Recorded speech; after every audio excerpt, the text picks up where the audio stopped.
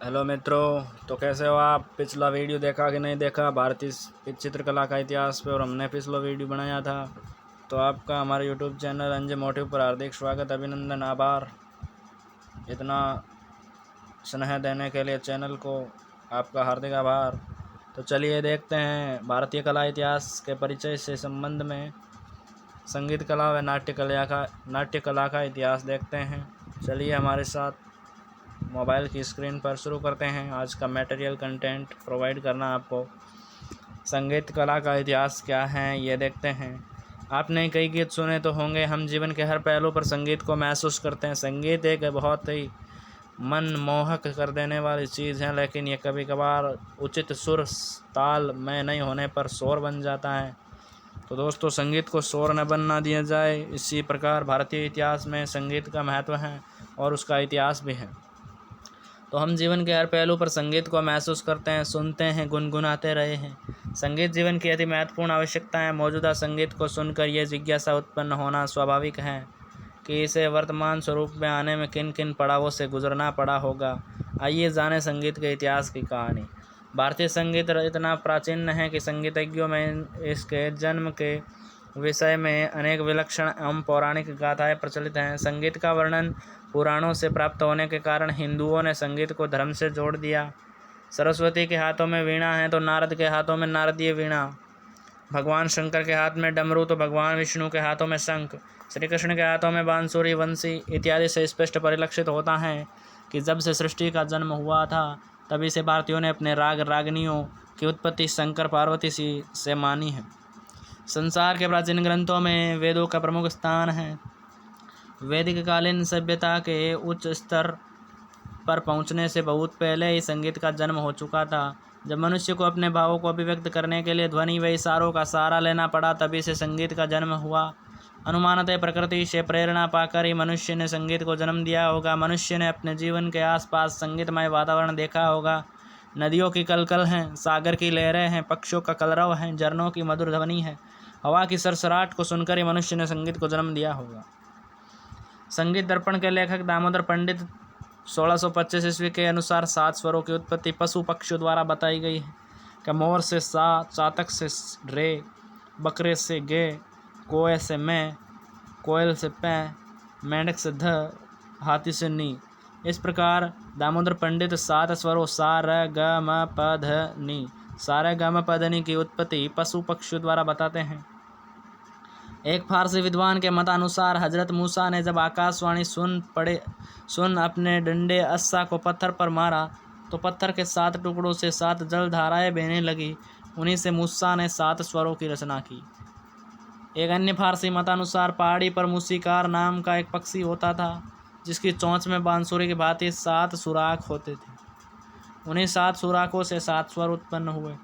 इनके संबंध में अब अलग अलग मान्यताएं हैं, तो आपसे पूछा भी जा सकता है। पंडित दामोदर के अनुसार संगीत की उत्पत्ति या संगीत स्वरों की उत्पत्ति किस प्रकार हुई, या फारसी विद्वान हजरत मूसा ने जब भविष्यवाणी की, फारसी विद्वान के अनुसार इनका क्या मत है।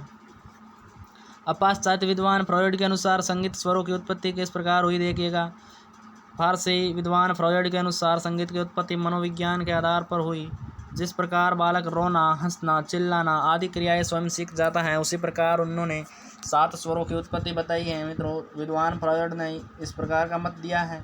अब जेम्स लॉन्ग के अनुयायियों के अनुसार मनुष्य ने बोलना सीखा, चलना फिरना सीखा, फिर धीरे धीरे क्रियाशील हो जाने पर संगीत स्वर उत्पन्न हुआ। भारतीय संगीत के इतिहास को हम 3 भागों में विभाजित करके अध्ययन करेंगे। प्राचीन काल अर्थात 200 ईसा पूर्व से 800 ईस्वी तक, मध्यकाल अर्थात 800 ईस्वी से 1800 ईस्वी तक, और आधुनिक काल यानी 1800 ईस्वी से वर्तमान काल तक। हम संगीत के इतिहास को सुविधा अनुसार व्यक्त करेंगे। तो प्राचीन काल पंजाब के मोंटगोमरी जिले में हड़प्पा व मोहनजोदड़ो की खुदाई में एक मूर्ति शिवजी के तांडव नृत्य जैसी मुद्रा में प्राप्त हुई। एक चित्र में एक पुरुष व्याघ्र के समक्ष ढोल बजाते हुए अंकित किया गया। इसे ईसा से 5000 वर्ष पूर्व का माना जाता है। उस काल में हमारा संगीत मिस्र, यूनान और मेसोपोटामिया आदि से उन्नत था। अब देखिए वैदिक युग में संगीत की क्या स्थिति थी, क्या इतिहास था। भारत में आर्यों के आगमन से वैदिक युग का आरंभ माना जाता है। सामवेद संगीतमय हैं। उस समय ब्राह्मण ही से समाज के स्त्री पुरुषों को विद्या व संगीत ज्ञान देने का कार्य करते थे। स्त्री पुरुष समान रूप से सार्वजनिक आयोजन में भाग लेते थे। संगीतज्ञों को आदर की दृष्टि से देखा जाता था। समूह नृत्यों का आयोजन खुले प्रांगण के उन्मुक्त वातावरण में जनता के सम्मुख होता था। उस समय वीणा वादन भी किया जाता था। संगीत और धर्म का एकीकरण हो जाने से संगीत पवित्रतम बन गया। देवताओं को प्रसन्न करने का एकमात्र साधन संगीतमय स्तुति एवं प्रार्थना को ही माना गया। तो इस प्रकार वैदिक युग में संगीत का इतिहास इस तरह रहा। पौराणिक काल देख लीजिएगा। वैदिक काल के पश्चात पौराणिक काल आता है। इस काल में लोक संगीत भी पनप रहा था। पाणिनि ने दैनिक मंत्रों के उच्चारण की विधि पर प्रकाश डाला। इस काल में संगीतकार वैदिक युग के संगीतकारों की भांति उदार दृष्टि वाले नहीं थे। हरिवंश पुराण में उर्वशी, हेमा, रंभा, तिलोत्तमा आदि नर्तकियों के नामों का उल्लेख मिलता है, जिससे ज्ञात होता है कि इस काल में नृत्य कला अपने चरमोत्कर्ष पर थी। अब रामायण में देख लीजिएगा। रामायण में रावण को संगीत का प्रकांड विद्वान बताया गया है। एक वर्णन में लक्ष्मण जी को सुग्रीव के अंतपुर में वीणा वादन के साथ शुद्ध गायन सुनाई देता है। वाल्मीकि ने 400 ईसा पूर्व रामायण को लिखा है। धनुष तोड़े जाने पर आकाश में देवताओं ने दुंदुभी बजाई, अप्सराएं गायन व नृत्य करने लगी, पुष्प वर्षा होने लगी, सखियों के मंगल गायन के साथ स्वयंवर संपन्न हुआ। तो वहाँ पर भी हम संगीत की उत्पत्ति या संगीत का अस्तित्व देख सकते हैं। अब महाभारत में देख लीजिएगा। महाभारत में 7 स्वरों व गंधार ग्राम का वर्णन मिलता है। संगीत वाद्य यंत्रों का उल्लेख दोनों ही ग्रंथों में मिलता है।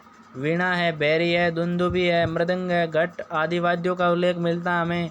महाभारत काल में श्री कृष्ण संगीत के महान आचार्य हुए हैं। उनकी बांसुरी का जादू किसी से छिपा नहीं है। इस समय रास नृत्यों का निर्माण हुआ। अर्जुन संगीत के विद्वान थे। उन्होंने अज्ञातवास के दौरान वृन्नला नामक रख विराट के राजा की पुत्री उत्तरा को संगीत की शिक्षा दी। वे कंठ संगीत व वीणा वादन में निपुण थे। इस समय लोगों का विश्वास था कि काम करते हुए संगीत का प्रयोग करने से थकावट हावी नहीं हो पाती।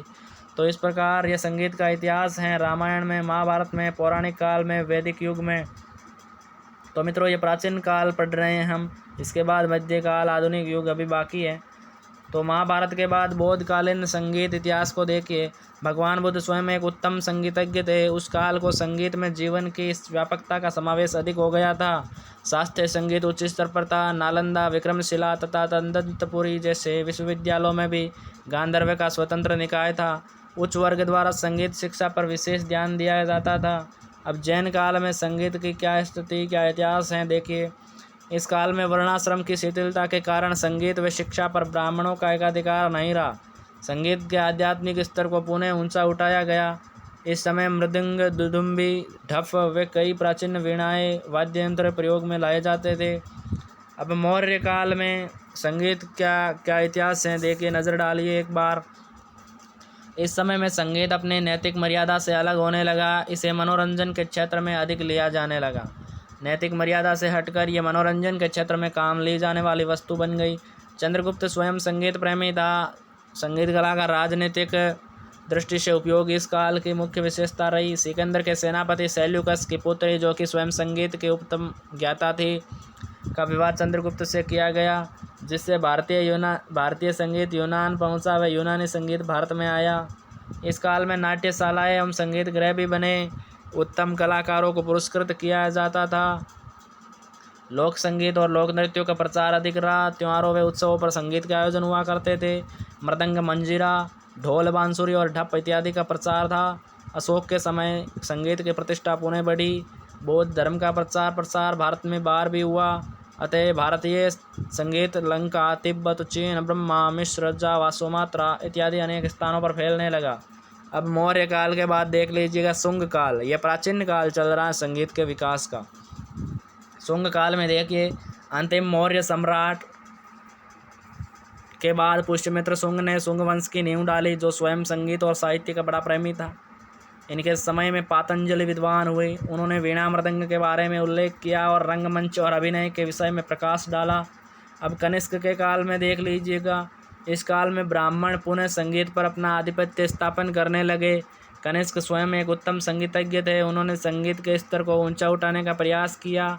उत्तर भारत, दक्षिण भारत, गुजरात, बिहार, बंगाल और कश्मीर ही नहीं, अफगानिस्तान, चीन आदि के संगीतज्ञ भी कनिष्क के दरबार की शोभा थे।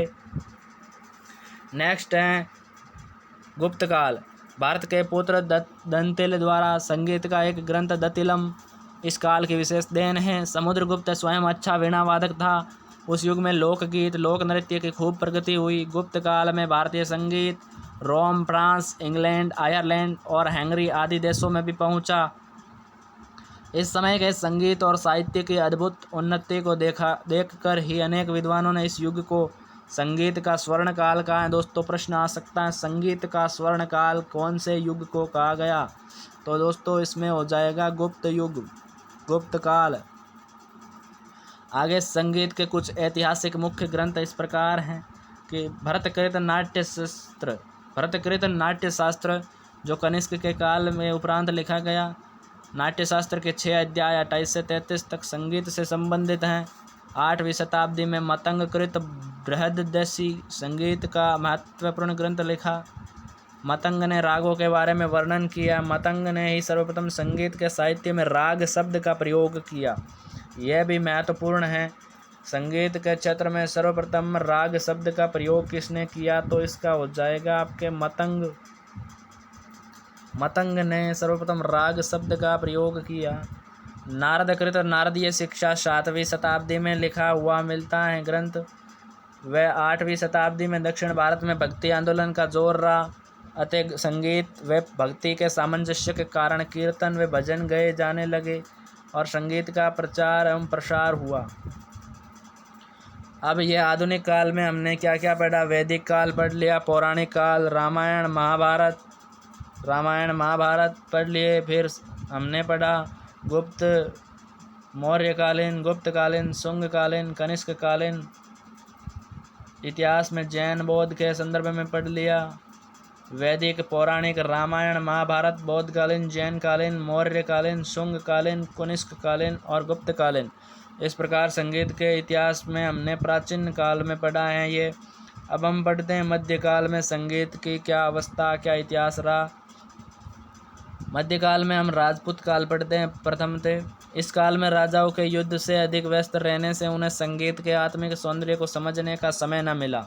राजपूत काल में युद्ध बहुत ज़्यादा हुए दोस्तों। उस समय संगीत के आत्मिक सौंदर्य को पहचानने का समय नहीं मिला, समझने का समय नहीं मिला। संगीत अनेक वर्गों में बंट गया। राजा महाराजा लड़ने से भी फ्री नहीं हो रहे थे, तो संगीत का महत्व नहीं समझ पाए। इसी संकीर्ण दृष्टिकोण के परिणाम स्वरूप संगीत के अनेक घराने बन गए। राजपूत राजाओं ने संगीतज्ञों को राज्य आश्रय दिया था। वे अनेक अवसरों पर संगीत का आयोजन किए जाते थे। भारत पर यवनों के आक्रमण होने से संगीत में श्रृंगारिक और भोगविलास प्रधान वातावरण प्रवेश करने लगा था। उत्तर भारत में भारतीय संगीत अपना शुद्ध रूप खोने लगा, किंतु दक्षिण भारत में उसकी रक्षा एवं उन्नति हो रही थी। इस समय महाराणा कुंभा संगीत के अच्छे ज्ञाता हुए थे, जिनके संरक्षण में संगीतकारों को प्रोत्साहन मिला। और 12वीं शताब्दी के उत्तरार्ध में जयदेव कृत गीत गोविंद ग्रंथ की रचना हुई। इसमें राधा कृष्ण संबंधी गीत हैं। पंडित सारंगदेव कृत संगीत रत्नाकर प्रसिद्ध ग्रंथ की रचना भी राजपूतकालीन संगीत में हुई। अगला खिलजी युग है। अलाउद्दीन खिलजी के काल में अमीर खुसरो विद्वान संगीतज्ञ था। उनके द्वारा सूफी संगीत भारत में पनपा। खुसरो द्वारा कव्वाली व तराना जैसी गायन शैली का जन्म हुआ। 12वीं शताब्दी नारद का लिखा संगीत मकरंद ग्रंथ भी महत्वपूर्ण है। कवि लोचन में राग तरंगिणी ग्रंथ की रचना की। मध्यकाल में संगीत की धार्मिकता का स्थान श्रृंगार तक न लेती गई। ध्रुपद गायन शैली का प्रचलन हुआ। पंडित रामामात्या ने स्वरमेल कलानिधि दक्षिणी भारत के संगीत का महत्वपूर्ण ग्रंथ लिखा। अहोबल कृत संगीत परिजात एक प्रसिद्ध ग्रंथ है। पंडित सोमनाथ कृत राग विबोध पंडित श्रीनिवास कृत राग तत्व विबोध मुख्य ग्रंथ लिखे गए। अब खिलजी काल के बाद आया मुगल काल। 1526 ईस्वी में मुगल भारत में आए। बाबर ने नींव रखी, अतः संगीत में श्रृंगारिकता प्रवेश करती चली गई। उत्तर भारत में भक्ति आंदोलन का भी जोर बढ़ने लगा। बंगाल में चैतन्य महाप्रभु, सूरदास, कबीर, वल्लभ संप्रदाय के संत कवि मीराबाई, तुलसीदास, स्वामी हरिदास आदि महान विभूतियों को कौन नहीं जानता, जिन्होंने संगीत के क्षेत्र में अपना नाम कमाया। अकबर के समय अमूल्य रत्न संगीत सम्राट तानसेन के संगीत के जादू के बारे में सभी परिचित हैं। इसी संदर्भ में कहा जाता है, भलो जो विधि न दिए शेष नाग के कान, धरा मेरू सब डोलते तानसेन की तान। ये तानसेन की मेहता बताते हैं, भलो जो विधि न दिए शेष नाग के कान, धरा मेरू सब डोलते तानसेन की तान। बेजू बावरा, गोपाल नायक, रामदास, मदन राय, ब्रजचंद, श्रीचंद जैसे गणित संगीतज्ञ भी इसी मध्यकाल की देन रहे। मुगल वंश के अंतिम सम्राटों में मोहम्मद शाह रंगीले आदि वे स्वयं संगीत में निपुण थे। उनके दरबार में सदारंग, अदारंग जैसे संगीतज्ञ हुए जिन्होंने कई ख्यालों की रचना की थी। भारत और फारस के संगीत का मिश्रण इस काल की सबसे प्रमुख विशेषता है। अंग्रेजों के भारत में आने के बाद भारतीय संगीत की दुर्दशा होने लगी। राज्याश्रय के अभाव में वे कलाकार इधर उधर भटकने लगे। प्रभावशाली व कुलीन घराने के व्यक्ति संगीत के संपर्क में नहीं आना चाहते थे। इसी समय जयपुर नरेश महाराज प्रताप सिंह के प्रयास से संगीत सार नामक ग्रंथ की रचना की गई। दोस्तों, ये संगीत के काल का, प्राचीन काल में हमने क्या पढ़ा, वैदिक युग का, पौराणिक काल का, फिर रामायण, फिर महाभारत, जैन धर्म में, बौद्ध धर्म में संगीत, फिर गुप्त काल में, मौर्य काल में, शुंग वंश में, कनिष्क में। हमने जो प्राचीन काल से लेकर मध्यकाल में हमने पढ़ा, राजपूत काल, खिलजी युग के बाद हमने पढ़ा मुगल काल। तो ये है ना, कला के विकास या कला के इतिहास के संदर्भ में आपसे बड़ा प्रश्न पूछा जा सकता है कि आधुनिक काल में कला के इतिहास को बताइए या मध्यकाल में कला के इतिहास को बताइए। तो इस प्रकार आप उल्लेख कर सकते हो कि 18वीं शताब्दी के उत्तरार्ध में मुसलमानों का राज्य धीरे धीरे समाप्त होने लगा था और अंग्रेजों का प्रभुत्व बढ़ने लगा। केवल रियासतों में ही संगीत साधना चलती रही। संगीतज्ञों की कमी हो गई। वे अपने संबंधी को भी बड़ी मुश्किल से संगीत सिखाते थे। ऐसे में किसी बाहरी व्यक्ति को संगीत सिखाना लगभग असंभव था। संगीत आमोद प्रमोद का साधन बन गया। सभ्य समाज में संगीत सीखना है समझा जाने लगा। आधुनिक काल में संगीत का उद्धार और प्रचार का श्रेय दो महान विभूतियों को जाता है। आधुनिक काल में पंडित विष्णु नारायण भातखंडे एवं पंडित विष्णु दिगंबर पलुस्कर को श्रेय जाता है संगीत के व्यापक प्रचार प्रसार का। दोनों ही के प्रयासों से संगीत को पुनर्जीवन मिला। आपने भारत में जगह जगह भ्रमण कर संगीत कला का प्रचार प्रसार किया। संगीत विद्यालय व महाविद्यालय खोले जिससे संगीत के इच्छुक उपासक सहज रूप से संगीत की शिक्षा प्राप्त कर सके। संगीत सम्मेलनों के आयोजन किए गए जिससे संगीत के सिद्धांतों में आई विषम जटिलताओं का सर्वसम्मति से निवारण खोजा जा सके। स्वर लिपि पद्धति का विकास किया जिससे संगीत की अनमोल कृतियाँ रचनाओं को समाप्त होने से बचाया जा सका। इस समय कई संगीत के ग्रंथों की रचना की गई। 1947 में भारत की स्वतंत्रता के बाद से सरकार के आश्रय मिलने से संगीत का प्रचार द्रुत गति से हुआ। स्कूल व कॉलेज के पाठ्यक्रम में संगीत विषय के रूप में सम्मिलित किया गया। इस विषय में PhD तक की उपाधियाँ दी जाने लगी। आकाशवाणी व दूरदर्शन द्वारा भी संगीत का काफ़ी प्रचार प्रसार हुआ। संगीत की कई शिक्षण संस्थाएं व विश्वविद्यालय स्थापित हुए जो पृथक से संगीत सिखाते व परीक्षाएं लेते। संभ्रांत व कुलीन घरानों में भी संगीत शिक्षा ग्रहण की जाने लगी। भारतीय कलाकार देश ही नहीं अपितु विदेशों में भी जाकर भारतीय संगीत का परचम फहरा रहे थे। संगीत की बहुत सी पुस्तकों का प्रकाशन भी हुआ। कलाकारों को राष्ट्रीय पदक व सम्मान दिया गया। 1953 में संगीत नाटक अकादमी स्थापित हुई। इम्पोर्टेंट मैटर है दोस्तों, क्या हुआ कि इम्पोर्टेंट मैटर आ चुका है। ध्यान दीजिएगा कि 1953 में संगीत नाटक अकादमी की स्थापना हुई। कब हुई? 1953 में। तथा 1954 में ललित कला अकादमी। 53 में संगीत नाटक अकादमी और 54 में ललित कला अकादमी की स्थापना होती है। वेरी वेरी इंपॉर्टेंट क्वेश्चन, जो कि संगीत के प्रचार व प्रसार में लगी हुई थी। सांस्कृतिक मंडल विदेशों में जाकर भारतीय संगीत कला का प्रचार व प्रदर्शन करते हैं। संगीत सम्मेलन, संगीत के प्रकाशन व कलाकार भी इसमें महत्वपूर्ण योगदान दे रहे हैं। तकनीकी युग होने से वाद्यों में तकनीकी का प्रयोग, नवाचार, कंप्यूटर, मोबाइल आदि में संगीत के नित नए आयाम स्थापित हो रहे हैं। राजस्थान में Grammy award, very important question. Rajasthan में ग्रैमी अवार्ड से सम्मानित विश्व मोहन भट्ट ने गिटार नामक वाद्य यंत्र पर नवाचार कर मोहन वीणा का नाम दिया। क्या है दोस्तों? राजस्थान में ग्रैमी अवार्ड से सम्मानित विश्व मोहन भट्ट ने गिटार नामक वाद्य यंत्र पर नवाचार कर मोहन वीणा का नाम दिया। आपसे पूछा जा सकता है मोहन वीणा क्या है, तो आप इसमें उत्तर दोगे राजस्थान के ग्रैमी अवार्ड से सम्मानित विश्व मोहन भट्ट ने गिटार नामक वाद्य यंत्र पर नवाचार कर मोहन वीणा का नाम दिया। अगला देखिए, भारतीय फिल्मी संगीत को विश्व में नई ऊंचाइयां देने व अमूल्य योगदान के लिए संगीतज्ञ AR रहमान को ऑस्कर अवार्ड दिया गया। AR रहमान को ऑस्कर अवार्ड दिया गया फिल्म संगीत के लिए। अगला प्रश्न, कंठ कोकिला लता मंगेशकर को संगीत में अभूतपूर्व योगदान के लिए भारत रत्न, संगीत में योगदान के लिए भारत रत्न किसको दिया गया मित्रों?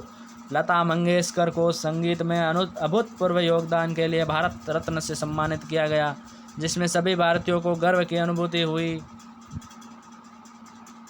तो दोस्तों, ये था अपने संगीत का इतिहास। हमने प्राचीन काल, मध्यकाल और आधुनिक काल में पढ़ा। आप अच्छे से इसका वर्णन करना और 2-3 जो इम्पोर्टेंट क्वेश्चन आए हैं, जैसे भारत रत्न से किसको सम्मानित किया गया, मोहन वीणा क्या है, ललित कला या संगीत नाटक अकादमी की स्थापना कब हुई, इन पर ज़रा अपना ध्यान केंद्रित करके इनको कंठस्थ करने का प्रयास करें।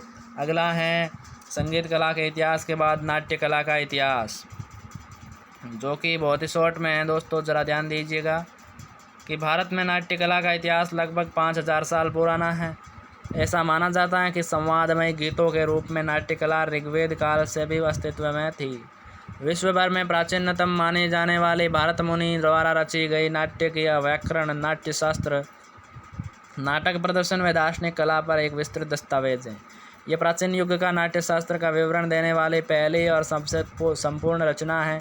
किसी भी कला या गतिविधि को अपनाने, नियम और विचारधारा को स्थापित करने के लिए बहुत लंबा समय और अधिक अभ्यास की आवश्यकता होती है। इसलिए ऐसा सुनिश्चित होकर कहा जा सकता है कि भारत में नाट्य शास्त्र जैसी रचना के लिए नाट्य कला का इतिहास बहुत पहले से रहा होगा।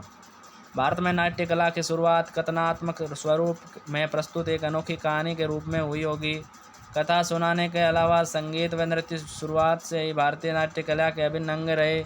भारतीय नाट्य कला के मोटे तौर पर 3 व्यापक चरणों में समझा जा सकता है: शास्त्रीय काल, पारंपरिक काल और आधुनिक काल। नाट्य काल के पहले चरण में 1000 ईस्वी पूर्व तक रचे वे प्रस्तुत किए गए नाटक शामिल हैं। यह नाटक नाट्य शास्त्र से विस्तृत नियम, व्यवस्थापन व शोधों पर आधारित हैं। इन नाटकों के निर्माण, अभिनय, स्थान और मंचन संबंधित परंपराओं पर लागू होते हैं।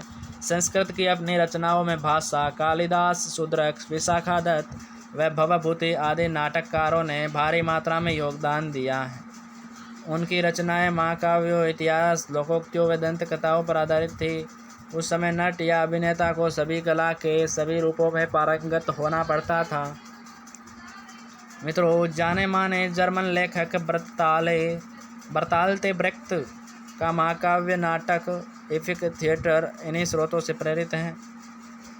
दूसरे चरण में मौखिक किस्सों गाई परंपराओं पर आधारित नाटक शामिल हैं। उनका मंचन 1000 ईसा पूर्व से लेकर 1700 ईस्वी तक व उसके बाद भी होता रहा है।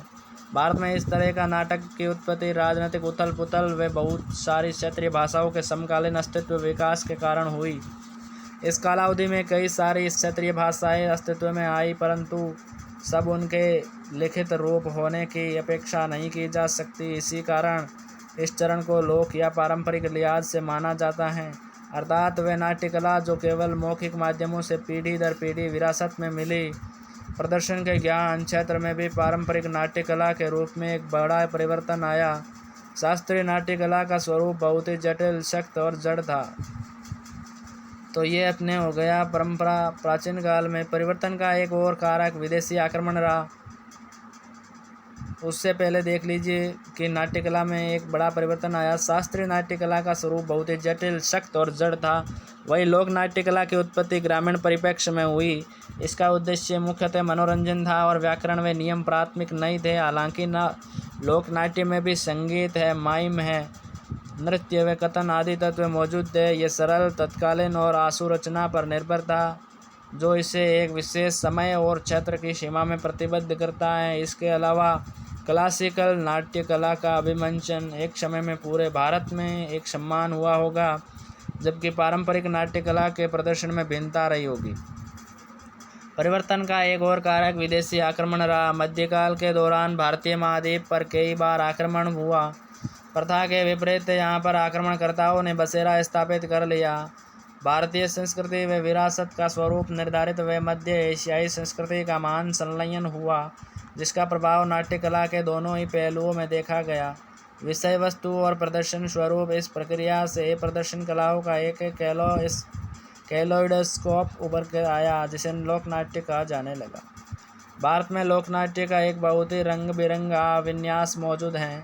बंगाल, उड़ीसा व पूर्वी बिहार में जात्रा, तो महाराष्ट्र में तमाशा कहलाया जाने वाला, उत्तर प्रदेश, राजस्थान व पंजाब में यह नौटंकी के नाम से प्रसिद्ध है, तो वहीं गुजरात में भवई और कर्नाटका में यक्षगान और तमिलनाडु में थेरुबट्टू और राजस्थान में गवरी के नाम से प्रसिद्ध लोकनाट्य नाटक का वह रूप है जो जनसंख्या के एक बड़े वर्ग को छूता है। संस्कृत नाटक के पतन के साथ विभिन्न क्षेत्रीय भाषाओं में 14 से 19वीं शताब्दी के अंतराल में लोकनाट्य का उत्थान हुआ। मूलभूत रूढ़ियों जैसे कि मंच संबंधी क्रियान्वयन है, सूत्रधार है, विदूषक है, प्रारंभिक प्रार्थना, गीत इत्यादि को बरकरार रखा गया, जिससे जनता ने इसे बेझिझक अपना लिया। भारत में नाट्यशास्त्र का तीसरा चरण है दोबारा राजनीतिक बदलाव के साथ जुड़ा है। ब्रिटिश शासन में बिताए गए 200 सालों की समयावधि के कारण भारतीय नाट्यशास्त्र पाश्चात्य नाट्यशास्त्र के सीधे संपर्क में आया। भारत में पहली बार नाट्यशास्त्र नाटक लेखन और अभ्यास पूर्ण रूप से यथार्थवादी और प्राकृतिक प्रकृति से तरफ बढ़ रहा था। यथार्थवाद और प्रकृतिवाद हमारी संस्कृति में पूर्णतः अनुपस्थित नहीं था, फिर भी इस चरण में यथार्थवाद को और ज़्यादा आयाम मिले। अभी तक कहानी के पीछे की सोच रूपांतरित हो गई। अब कहानी बड़े बड़े अभिनेता या भगवान के इर्द गिर्द नहीं घूमती, बल्कि अब एक आम आदमी का चित्र प्रस्तुत करती है। ये सब नई और निकटतम वास्तविकता को चित्रित करती है। यह चरण नाट्यशास्त्र को विदेशी शासन के विरुद्ध प्रतिरोध और जन विद्रोह के संयंत्र के रूप में प्रयोग करता है। इस पर नियंत्रण रखने के लिए ब्रिटिश सरकार ने 1876 में DPA ड्रामेटिक परफॉर्मेंस एक्ट लागू कर दिया। 19वीं सदी के उत्तरार्ध में भारत में नाट्यशास्त्र ने गहराई और दायरे दोनों के संदर्भ में वृद्धि अनुभव की, परंतु यह भी एक विडंबना थी कि कई मुख्य प्रश्नों पर आंतरिक संघर्ष चलता रहा, जैसे नाट्यशास्त्र का उद्देश्य क्या होगा, मनोरंजन या शिक्षा, प्रकार कैसा होगा, यथार्थवादी या स्टाइलिस्टिक, इसके आगे प्रयोजन क्या होगा, राज्य प्रायोजित या दर्शक प्रायोजित, कथनात्मक भारतीय कथन होंगे या पाश्चात्य कथन। ये संघर्ष स्वतंत्रता के बाद भी चलते रहे। तो दोस्तों, ये था भारत में संगीत कला व नाट्य कला का इतिहास। तो वीडियो कैसा लगा ज़रूर बताइएगा, और अच्छा लगा तो लाइक कीजिएगा, और अगर कुछ कमी नज़र आ रही हो तो कमेंट बॉक्स में ज़रूर बताइएगा। आपके विचार सादर आमंत्रित हैं। और अगर पहली बार हमारे YouTube चैनल पर आए हो तो सब्सक्राइब करके बेल आइकन को प्रेस कर देना, ताकि आने वाले लेटेस्ट वीडियो का नोटिफिकेशन आपके पास सबसे पहले पहुंच जाए। और इसी प्रकार प्रेम व स्नेह हमारे YouTube चैनल के प्रति बनाए रखें। वीडियो देखने के लिए धन्यवाद।